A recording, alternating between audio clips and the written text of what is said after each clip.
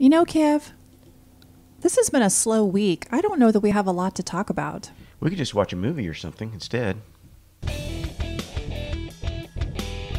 Hello, this is Karen. And this is Kevin. And this is Right From Us.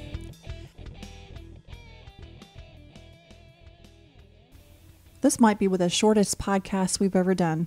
I know. There's just nothing to talk about. Okay, seriously, I don't really have anything to talk about. Maybe we should just end it here. Okay. Well, thanks for watching. Yeah, thanks for watching, everybody.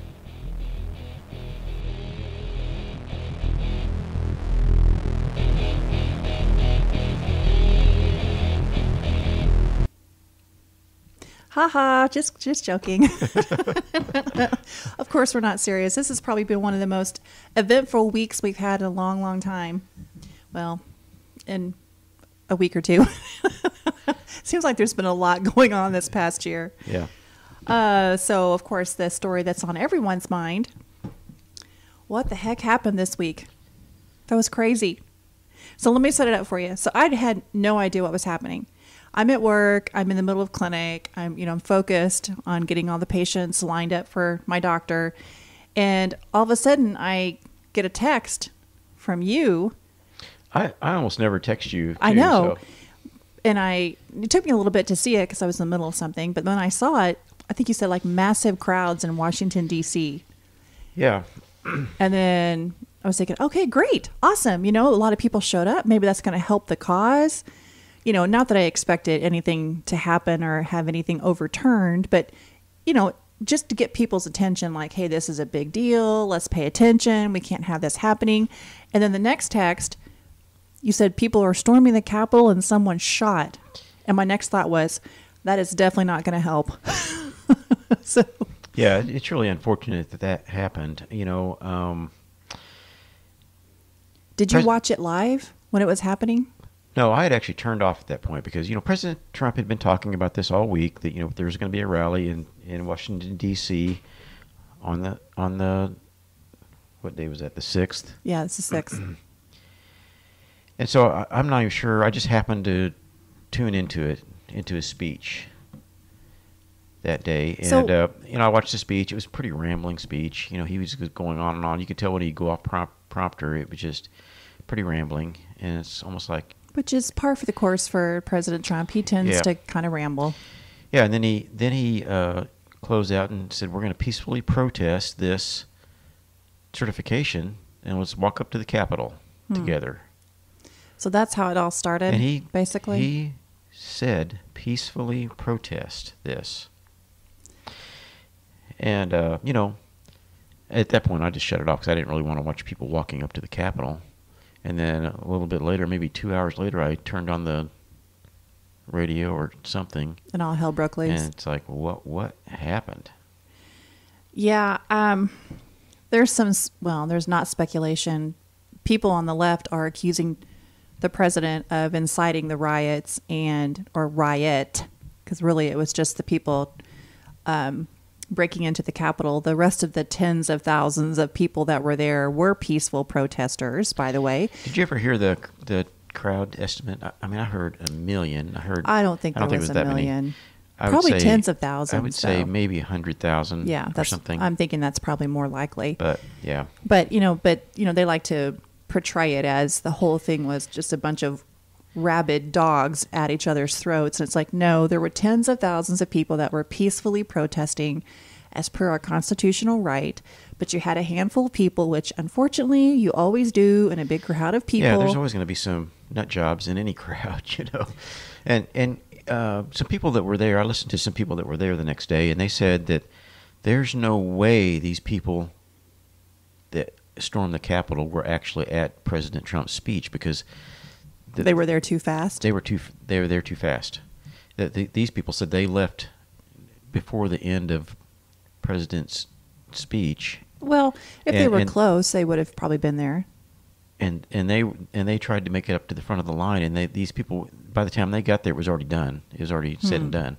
So you're thinking it was planned? Yeah. Oh yeah.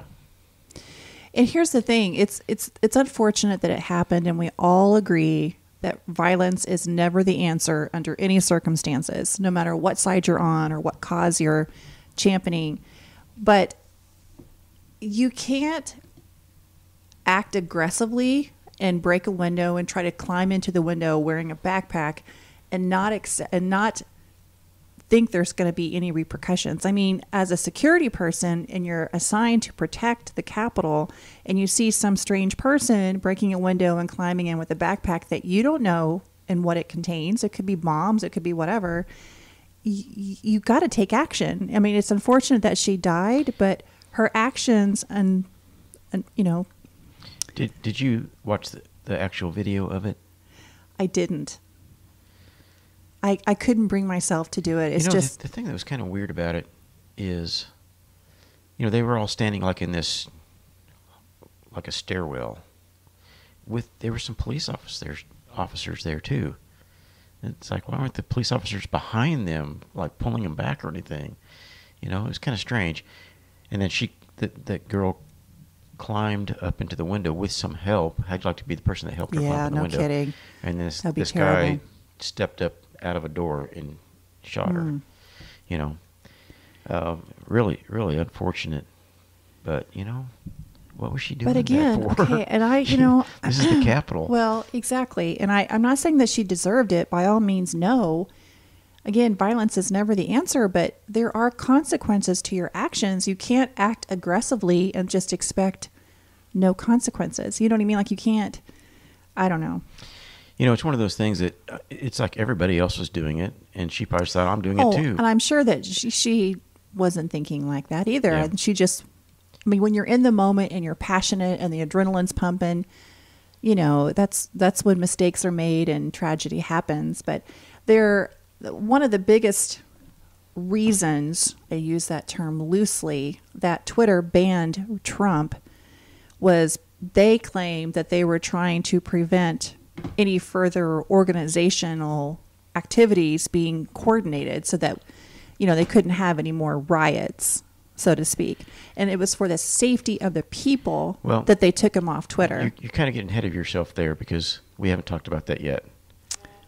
As a result of this, Twitter and Facebook banned President Trump's. They just shut off his account. But they're trying to say that there was a riot because of Trump's rhetoric. Right, and that's why they did it. And I kind of sort of agree with that. I watched the speech. It was not rhetoric. It goes beyond the speech. It goes back months before and after the election, how Trump every single opportunity would say, this is election fraud. I should have won and blah, blah, blah. And we're going to turn this around. We've got evidence and I've got something up my sleeve, and if we could just all get together and show our support, I'm going to turn this around. I don't think that's rhetoric. Is that rhetoric? That's just saying that's rhetoric. He's just stating that's a message. Facts. He's just stating the facts. But is he though? I don't think he's trying to get people riled up into. I don't think that was his intention, but I think that's what happened. I think that was the consequence of him saying that.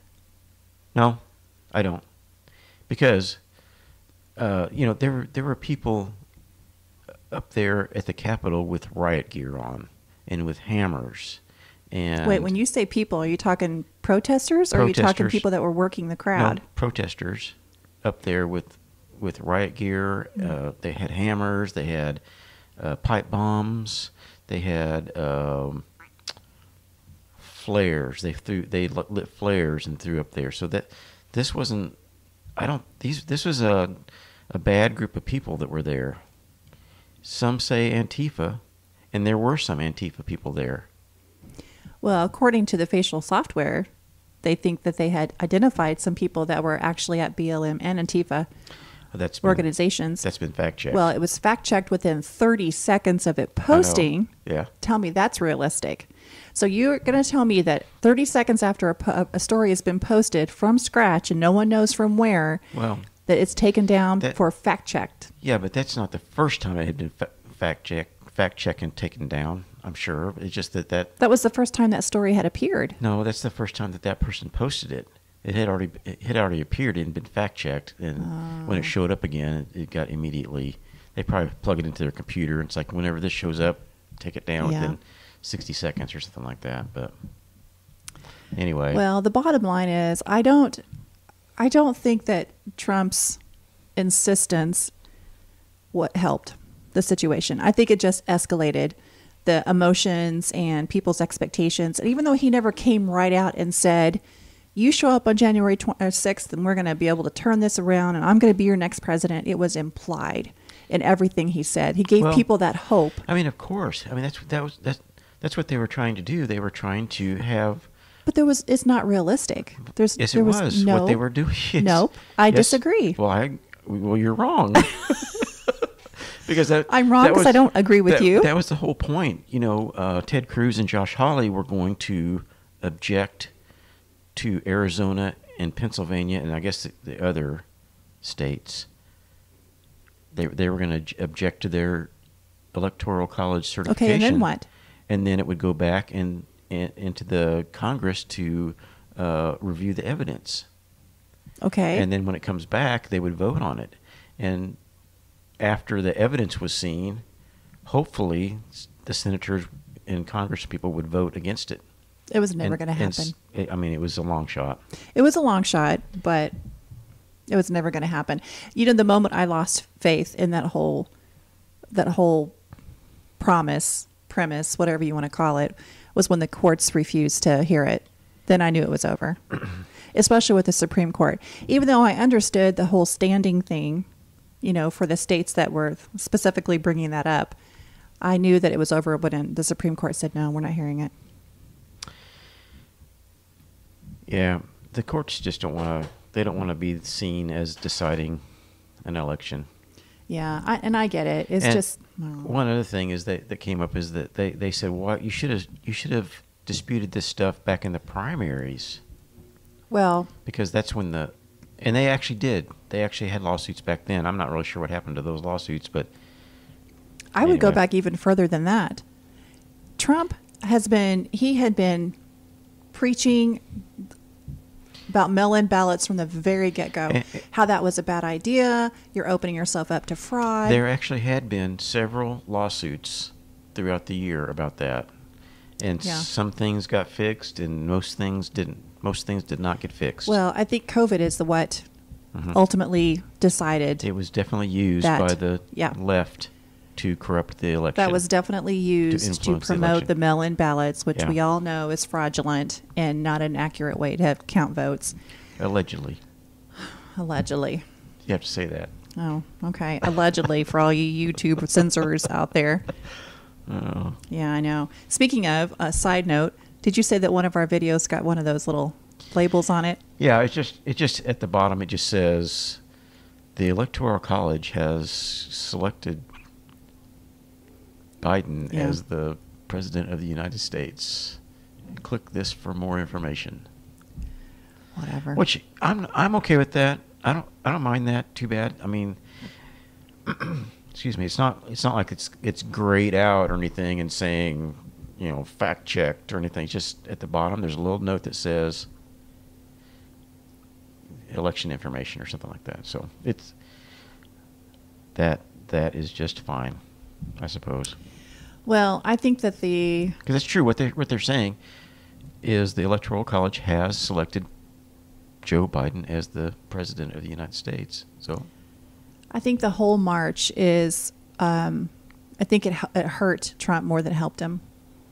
Because then shortly after all the fiasco, his cabinet members and secretaries started distancing themselves from him, and everybody's like abandoning ship because now Trump's basically become toxic. But did you notice that there was this polling out after that says that his approval rating has actually gone up since then?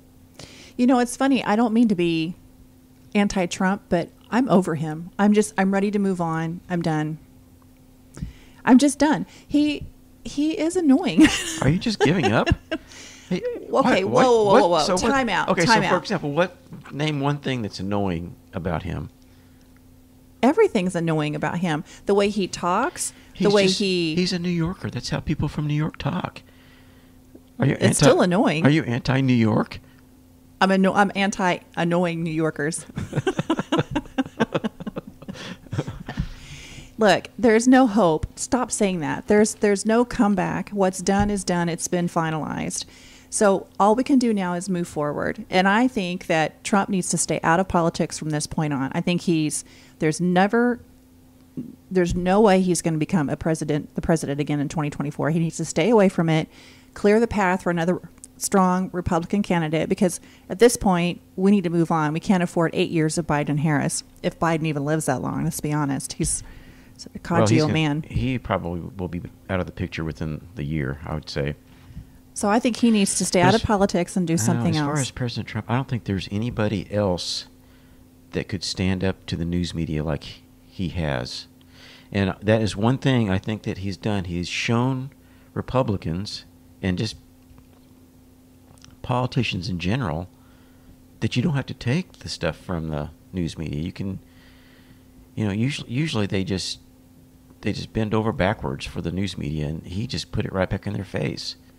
And we've got some governors now that are standing up against the news media. Did you see the interview with Governor DeSantis in Florida the other day? Yeah, I feel like he's always been kind of combative a little bit. Yeah, well, not combative, but just strong. I think he's stronger than a lot of governors. But I think it has given some of these other governors more courage. I see what you're saying, the lady and I don't. What's her name? Christy Noem in South Dakota. And I will love her, by the way. She is awesome. Yeah. She is freaking awesome. And I don't disagree with what you're saying, but I think if anything, it's shown the American people that it's just refreshing to have someone strong and for the people actually in the office. That was refreshing. I don't know that it necessarily taught his fellow politicians anything. If anything, it shows them, look what happens when I stand up. Yeah, it's almost like, is there ever going to be just a regular person run for president again? I think it's all going to depend on the environment in 4 years. What happens in 4 years? It all depends on how badly Biden and Harris screw up the country in the next 4 years. I think it's going to be the key. Well, everything they do is just going to be it's going to be great under according to the news media. It's just going to be the greatest thing that's ever happened. But I think people have caught on to that, the Paris Climate Accord. Oh, it's the greatest thing that's ever happened. The Green New Deal is coming, folks, by the way. Yeah. For sure. There's going to be a lot of changes. There's going to be a lot of changes. Assuming there was the Georgia election for the senators that both went to the Democrats, so it's 50-50 split in the Senate right now. So assuming they've got... Well, but Harris is going to be the tiebreaker, so she's always going to vote in favor of the Democrats. So basically we have a one-party rule right now. I have one question about that while I'm thinking about that. Who's going to be majority leader if it's 50-50? I don't know. Good question. I have no idea how that works. Is it going to be Schumer because they know that? Actually, I saw an article somewhere that I think he's already declaring himself Senate majority. He said he called himself the leader the other day. Yeah, whatever. So, but and by the way, kind of getting back to our disagreement, it is possible to disagree without calling you a racist. So I wanted to clarify that it's possible to disagree with someone without calling them names. Yeah, but even though you are a racist, I'll probably smack her over the head with a 2x4 later this afternoon or later tonight. Oh, speaking of weapons. Oh, did you say later tonight? Oh boy, where are we going with that? Anyway, what was that thing you were telling me about? They had handcuffs on them. The people that broke into the Capitol? That's just something as I opened my computer up, I just saw that. And that's kind of scary. Like they were planning on taking hostages? Well, for sure. Some of the people that swarmed into the Capitol were planning an insurrection. They were planning to take over the Capitol. And they had riot gear on, they had handcuffs, they were ready to go. They were going to take over the Capitol. And then you said that you heard a rumor or saw something about them taking some laptops? Oh, there's this, Pelosi's laptop and a bunch of the... That's the first I'm hearing of that. A bunch of the senators and congressmen's laptops were stolen with all their emails and everything on there. So there's some... There is not that that's going to make any difference, since emails apparently on the Democrats' laptop mean nothing, and you won't get prosecuted. By the way, Hillary Clinton. Yeah, there's speculation that they're going to bring up charges. based upon those emails. But Well, what's going to happen with that? Nothing. I don't know. Usually nothing. All I know is this past week has been a roller coaster, and people are just, man, they're so fed up with what's happening. So to get back to the whole Twitter, Facebook thing, taking Trump completely off their platform, I have a lot of mixed feelings about that. My first response is anger. How dare you? You know, this is the president of the United States, and you're censoring the most powerful man in the world. It just shows you they have more power than he does. That's exactly what it shows you. And that is scary. Yeah. That is really scary. Big tech has more power than the president of the United States. Yes. As far as communication goes. That is pretty scary. And then the other thing that happened yesterday was Google and Apple both took Parler down because everybody was jumping ship off of Facebook and Twitter and going to Parler. Which, if you don't know, Parler is another site set up similar to Twitter as an alternative for free speech, is what they tout on their website. And Google and Apple took the app off their Play Store, so you can no longer download the app and put it on your phone. Now, it's still accessible through your computer. I have a Parler account, as a matter of fact.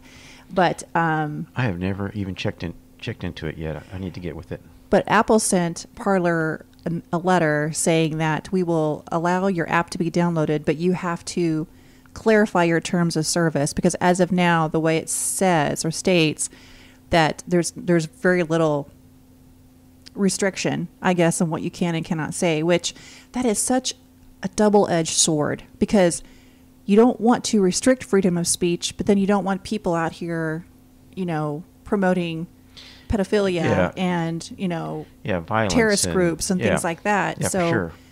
Man, that's a double-edged sword, though. So I don't know what Parler's going to do. They may end up disappearing. I don't know entirely. That just shows you how fragile this all is. I mean, Google and Apple just click their fingers. And right. Parler because they're a monopoly. Nobody's even gone. close to being as powerful. Of course, you can still go to Parler on the web, on their website. But I think most people use apps like that now on their phones. Well, that, and there's also some rumor. I don't know where Parler is hosted, but I was watching an interview with either the CEO of Parler or the creator of Parler or somebody high up in the company, saying that they're basically that if whatever platform they're being hosted on decides that, you know what, we're going to do the same thing, we're going to take you off, they're screwed. They're gone. They're going to disappear. Yeah. So again, it's scary to think that these companies have so much power over what can and cannot be done. But again, let's be fair. I mean, life existed long before Facebook and Twitter came along. Yeah, So is it really that big of a deal if we lose them? In some ways, I would just like to go back or stop using them and just have a little flip phone. Not have a phone that did everything. Cause we could go back to a time when we don't have social media. Yeah, and how long ago was that? When did Facebook start? I don't know. 10 or 15 years ago. I don't know. Yeah, I've been disgusted with Facebook for a number of years now. Really nice looking at your friends and family pictures and stuff, but man. I disagree, because you get together and you talk about that stuff. Otherwise, you get together and go, oh, yeah, I saw that on your Facebook post. Yeah. Oh, okay. I guess there's really nothing else to talk about now. And nobody talks because they're on their phone. Actually, I don't need to tell you what's happening. Just go to my Facebook feed. You'll see it all. So, I don't know. They've gotten too big for their britches, clearly. Okay, so there's speculation. I think, actually, President Trump also even stated that he is going to... Actually, at the end of his speech, the next day, he said the best is yet to come. Yeah. And everybody's speculating as to what that is going to be. And I think even yesterday he said that he is going to start his own media company. And that's exactly what I think he should do. Yeah, if you think about what we're talking about, the biggest problem, one of the biggest problems we've got in our country is the news media. Oh, absolutely. It's just not, they're not the news. It's propaganda. So hopefully he'll start his own Facebook and Twitter. Well, and then to kind of bounce back to what I said earlier about I don't think he should run for office in any capacity again, ever, in 2024 or ever. That's what I think he should do. He should go and he should set up a company that rivals Facebook, Twitter, and Google. He's got the money. He's got the the brains. He's got the business know-how. It depends who's out there. I think he still should run. So we'll I have to disagree. disagree about disagree that on that. I don't think he should. I think he's now political poison. Yeah, I don't think so. I think he would do more good with 75 million people. He's not. I think he would do poison. But that's all the more reason why he should do this instead. Do that too. Also, no, that might be conflict of interest. No, Steve Forbes ran for president. He was he owned Forbes magazine. So speaking of powerful men, Bill Gates and his trying to justify the COVID vaccine as safe. Wow. If you guys haven't heard that, that is eye-opening. He is just stuttering and stammering, and you could clearly tell that he is pulling things out of his butt. Why is he considered a vaccine expert in the first place? Really? Why are they even asking him? Exactly. He's a computer guy. Isn't that bizarre? I guess Microsoft had a lot of viruses, so maybe that's it. I'm sure that's it. He's clearly an expert on that. Yeah, speaking of Bill Gates, he's got this other thing. Did you hear about he's proposing this thing to spray some kind of particles into the atmosphere to reflect the sunlight back away from the earth. For climate change. To reduce the temperature of the earth. I think that is such an arrogant stance to think that we little human ants have crazy. such control over our overall climate. But getting back to Trump for just a second, I did hear that after being kicked off social media, Trump has been forced to go door to door and shout rigged election. He's going door to door, yeah. I wouldn't put it past him. He's that determined. That's just a little tongue-in-cheek article on Babylon Bee. But if you haven't been to that site, I recommend it. It's pretty funny. They have some funny things. Great stuff on there. Yeah. Kind of serves to lighten the mood a little bit because things feel pretty dark right now, don't you think? I think it feels kind of dark. I just keep thinking about Biden and Harris the next 4 years and what damage they're going to do. It just bothers me. You know me. I'm always optimistic about things, and I really think that there's something... Unknowingly optimistic. There is something good that's going to come out of this. I mean, if know. you think about it, it is so weird just to think of Biden as the president because, I mean, when he would have those stupid rallies where people would park and honk. That was so bizarre. There'd be 15 people out there honking. You see him their making horn. a speech. Yeah, it's so bizarre. Making a speech to a bunch of cars. This whole thing just seems like it's just so weird. Doesn't this whole thing just seem kind of like a sci-fi movie or something? Like a dream or a movie or something. It definitely doesn't seem like real life. It does not seem real. And when January 20th rolls around, I think it's going to probably seem more real. But so, two things. Why do you think it's going to be? Why are you being optimistic about this new administration coming in? What good do you think they could possibly do? To be fair, I mean, let's just be fair. What good they will do? Well, for one thing, the news media is going to pretty much shut up for a while. I mean, that's one good thing. But that'll be refreshing, honestly, if nothing else. Just to have them settle down for a little bit. Like a bunch of mad hornets. Yeah, and don't you know that once January 20th rolls around, a lot of this virus crap's going to go away? No, actually, I disagree. I disagree with you on that. I think it's going to get worse. Would you stop disagreeing with me? You're supposed to just shake your head and say, yeah. Oh, is that because you're the man? Ooh, we're crossing some territory today, people. Woohoo! No, but I do disagree with you. I think it's going to get worse before it gets better because Biden has already said the first 100 days of his presidency, he's going to have a nationwide mask mandate. Yeah. And I'm pretty sure he said lockdowns unless that's changed. Yeah, I was going to mention this. Today, on my treasure hunting trip, I went actually out of town to some small towns. Smaller towns? Really small towns, the next county over, and actually 2 counties over. And it was just like going back in time. That's bizarre. You mean nobody was wearing masks or anything? There's no signs saying you have to wear a mask. There was a sign saying you have to social distance, but probably 75% of the people were not wearing masks. No sign saying you have to wear a mask or no service and all this. Don't you feel like, I know I've said this before, but I just feel like we're in the emperor's not wearing any clothes era right now. It's just so bizarre to be that everybody's just like blindly following this insane mandate that doesn't make any sense. It seems like after about the first 3 months, people would have figured it out. And I do think people are getting fed up. I do think some people are waking up a little bit, but it's just, I'm just worried that this has become our new normal, and now it's just going to seem too weird to not wear a mask. Yeah. You probably always have to wear a mask on like flights and things like that. But how do we get off on that tangent? We were I don't know. Pray tell. How do we get off on that tangent?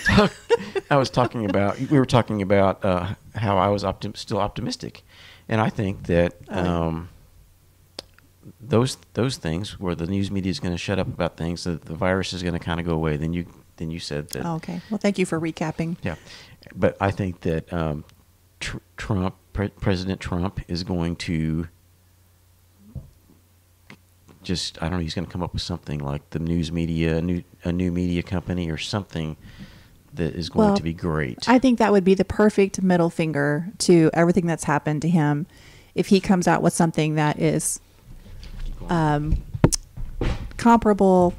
I'm not sure that's where I'm looking for. Competes. There we go. That's where I'm looking for. Something that competes with Facebook and Twitter so that they're not quite the monopoly. Take them down a peg or two. I think that would be necessary. And the second thing I was going to say about the Biden-Harris administration, what sort of changes do you think they're going to try to make immediately? Well, lockdowns and masks. And that's how we got off on that tangent. Yeah, but that sure, aside, I mean like policies. They said that they were going to do away with President Trump's tax cuts. First thing, day one. Now, why? Let's be fair to this. Why would they want to do that? What is it in their mind that justifies that? They think that was a tax cut for the rich, but it was a tax cut for everybody. Okay. I'll just make sure we're still on here. Make sure that we didn't get cut off by, So I know that they were talking about passing the Green New Deal too. How exactly would that look? Like, what does that mean exactly? What's the Green New Deal? I know it's going to obviously cost money because everything they do costs money. And we're getting up there on time, so I just want to mention that. But basically, we taxes. have a lot to talk about. One of the main things is carbon tax. There's going to be a tax on carbon. So, which means what for people? Like the bottom line, like companies. When you fill up your car, you can't afford it anymore because so we're going to be forced to all drive electric cars, basically, which I'm not necessarily opposed to. The problem with electric cars is, how do you think the electric cars are built? They have to have and I always say steam shovel. They don't really run on steam, but they have to have bulldozers and things like that. We may end up getting back to that point, though. Kidding, but they have to have bulldozers and things to dig the raw materials to make the batteries, and you still have to have fossil fuels. You're not going to make that happen. Yeah, there's no such thing as an electric bulldozer. Well, not yet. That runs on a windmill. Who knows? I think electric cars are fascinating, but they are they use a lot more fossil fuels to manufacture than a regular car does. Yeah. And there's lots of speculation and not speculation, but debate as to whether they really actually reduce the carbon output. Yeah. So how about? Did you hear that California has told everybody they can't come out of their house because of COVID? Did you hear about that? Yeah, I think that was in Los Angeles. They are just recommending people don't even go outside. Any activity outside your home is high risk, is what they're telling people. Yeah, even though don't they have like the highest infection rate in the United States? Yeah. So riddle me that. I don't know if it's the riddle highest, me that, Batman. Yeah. They're being the most cautious, but yet they have the most cases. Yeah. Yeah, people need sunlight. People need vitamin D. That's one thing that fights, that makes your immune system healthy is vitamin D, and you get that from being out in the sun. So if you can't fly without getting a vaccine, you're going to get the vaccine? That's on everybody's mind right now, I think. I don't know about that one. We'll just have to cross that bridge when we come to it. You think we're going to get to that bridge? I think so. Yep. Eventually, I think if you want to do travel, certainly international travel, and like a cruise or anything like that, some countries are definitely going to make you prove that you've had the vaccine. Don't you think? But I mean, I that's don't not that know. much different than a lot of countries right now. You have to have I know. certain vaccinations to go I to. know, So, and I kind of get that too. but it is kind of irritating to be vaccinated for something that has a 0.02% I know. death rate. And aren't there stories of people having adverse reactions to the injection, to the vaccine? Yeah, but those percentages, those are very. I mean, there's been like I don't know, 5 million people vaccinated already. And to be fair, I mean, you're going to probably have those with any vaccine you have, because some people are just sensitive to Yeah, things just like that one nurse that fainted after she had the vaccine. Turns out she every time she feels pain, she faints. Yeah, which is so ironic since she's a nurse, but I guess you don't expect to Yes. be in pain when you're a nurse, That's not a because very good unless a profession. patient attacks you. Yeah, that's not a very good profession to be in if you can't Yeah. handle pain. Okay, so let's end this. Are we getting high on time here? We're way up there on okay. time. Okay, sorry, we had a lot to talk about. Let's end this on a high note. We here. skipped over most of the stuff, though. Well, because I knew that was going to happen, because this whole riot thing was just, I mean, that was a lot to talk about. I feel like that's fundamentally not changed our country, but it's definitely, I mean, I think we made history. It's Don't you definitely think? a historic event that'll be in the history books. Yes, I think so. And I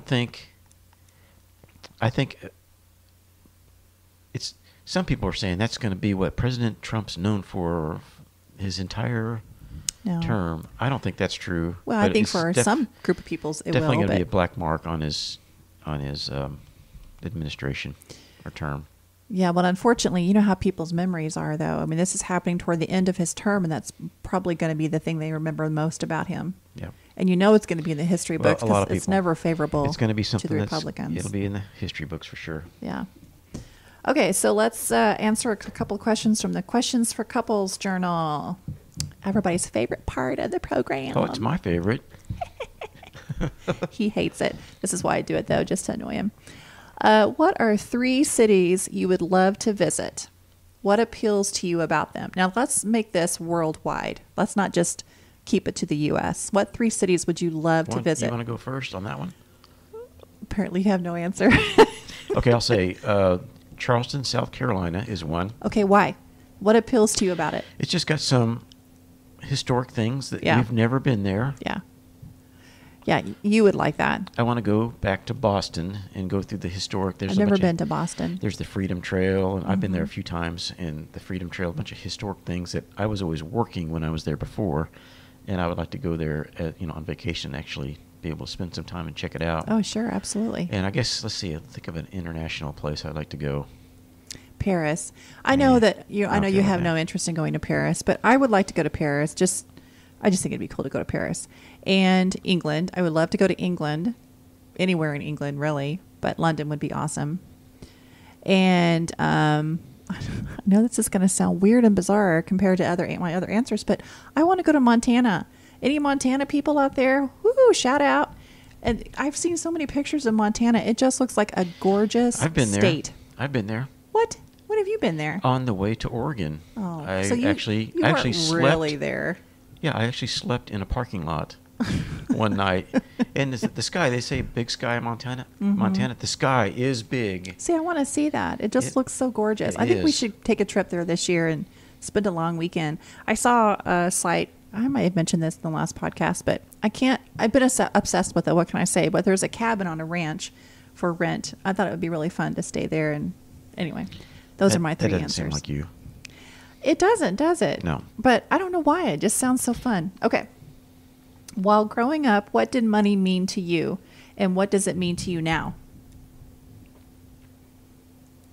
Well, when I was growing up, we did not have a lot of money. We were, I don't know if I want to say poor. My mom and dad did such a good job we didn't have a lot of money, but they did a great job of stretching every dollar that we had. So I never really felt like we were wanting for anything.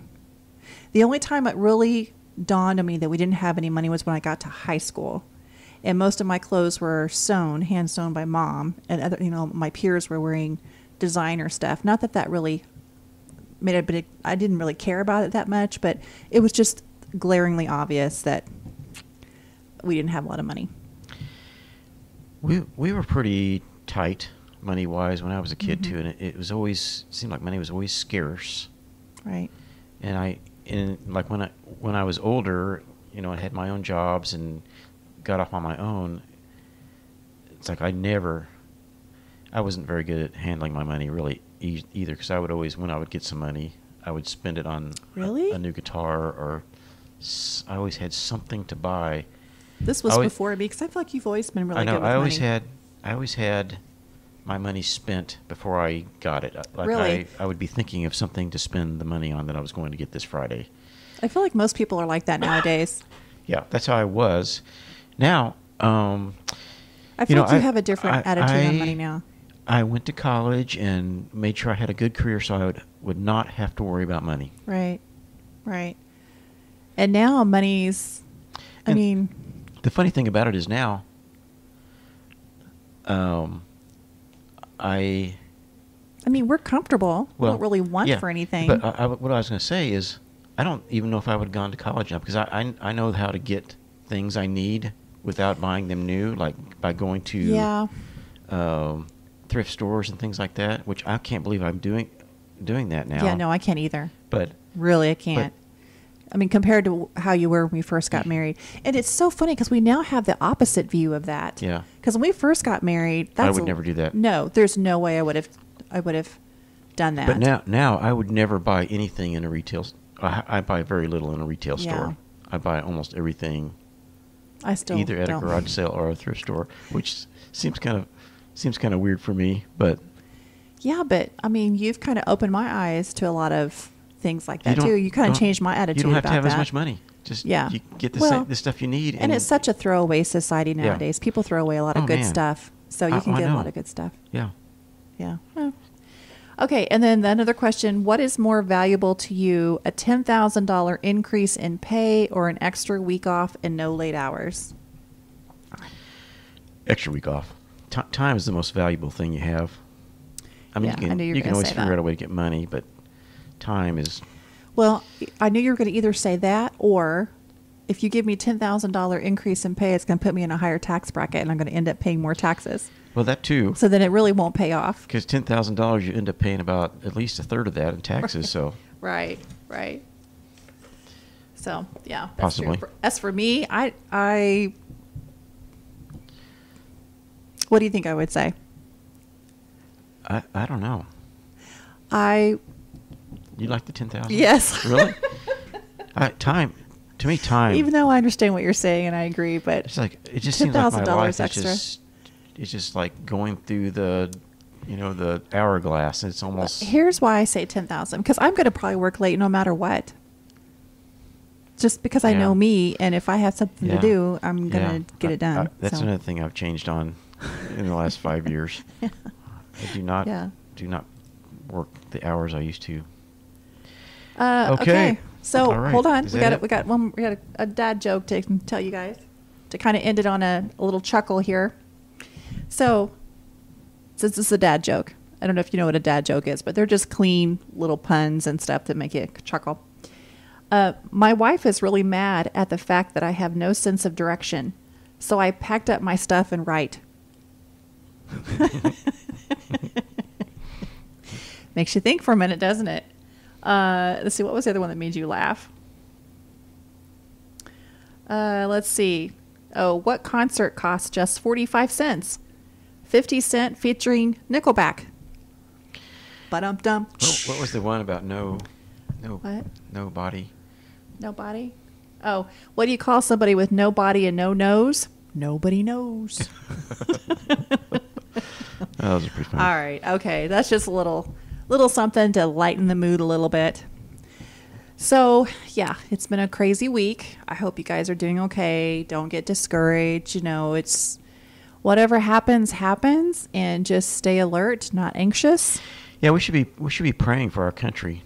Yeah, big time right now, because there's a lot of stuff. Division and a lot of division. Even though Biden and Harris is saying, "Oh, we need to unite everybody," they have no intentions of uniting anybody. Yeah, they had an opportunity when the whole storming the Capitol thing happened, because we were all in agreement that was a bad thing. And what do?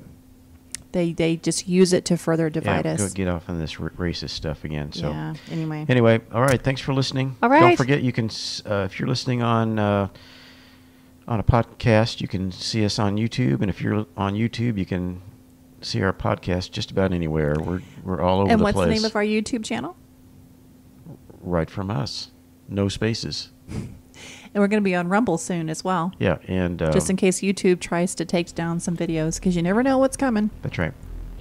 All right, everybody. Thank you. Talk to you next week. Bye. Bye.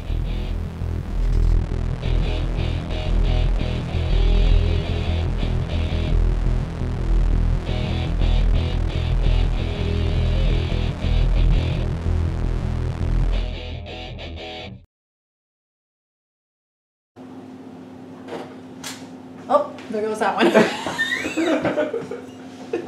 This should be in the bloopers. Like all the cameras are spontaneously shutting off. It's like, you think you're going to do a podcast? Oh, no, you're not. Click.